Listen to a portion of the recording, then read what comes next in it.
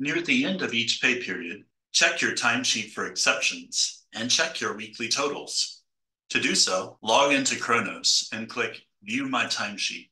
First and most importantly, scroll down your timesheet and look for any missed punch or missed day exceptions on your timesheet. Let's first look at how to address a missed punch exception. If the missed punch exception is due to a missed punch in, such as what we see here for Tuesday, May 7th, submit a timesheet change request for an add punch in. For directions on how to do that, see the video clip How to Report a Missed Punch. If the missed punch exception is due to a missed punch out, such as the example here on Monday, May 6th, submit a timesheet change request for an add punch out.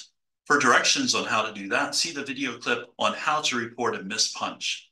Of course, if you've already submitted a timesheet change request for an add punch in or an add punch out for a missing punch exception, there is no further action you need to take in regards to that exception.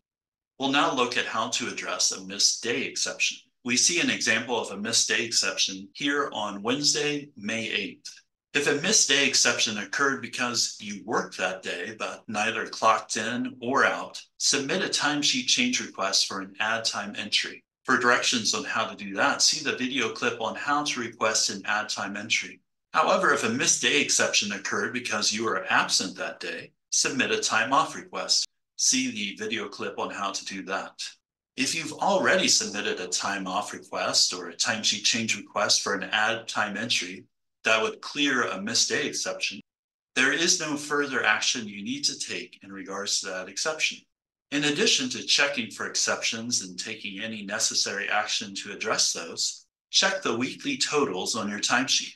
To do so, while in your timesheet view, click the Summary by Day tab. Check that the weekly calc totals for completed weeks are not less than your standard hours per day multiplied by 5. That is your standard hours per week.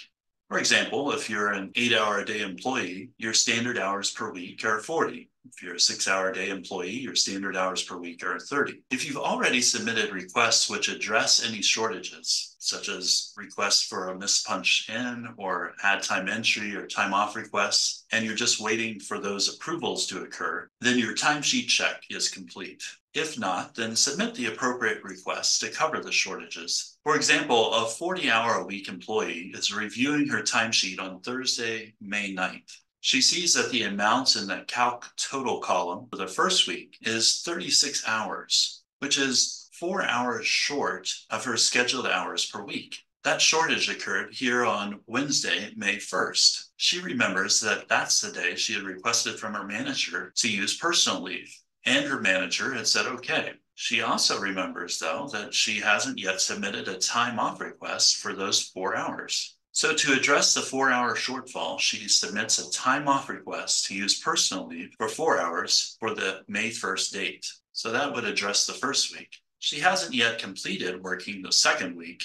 She submitted missed punch and add time entry requests, which will cover Monday, Tuesday, and Wednesday. And as long as she works and or uses time off totaling 8 hours each for Thursday, May 9th and Friday, May 10th, she will have no shortfall for the second week. So that's an example of how an employee can check their timesheet near the end of a pay period.